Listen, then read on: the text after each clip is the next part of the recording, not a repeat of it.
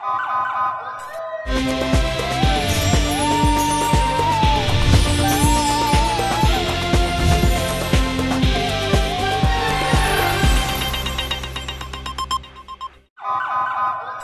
पहले नजर डालते हैं अब तक की बुलेटिन।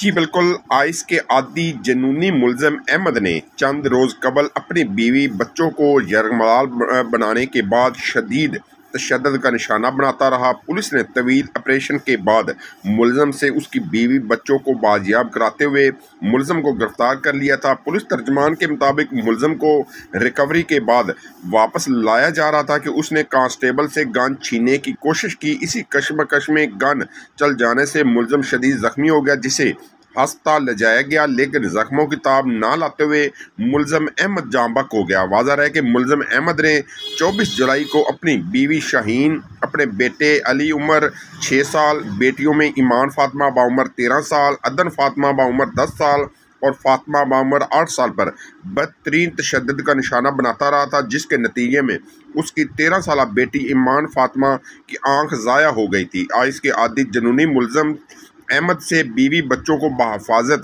बाजियाब कराने के लिए तकरीबन 12 घंटे लगे थे और ऑपरेशन की निगरानी DPO ईसा खास खेरा ने खुद की थी।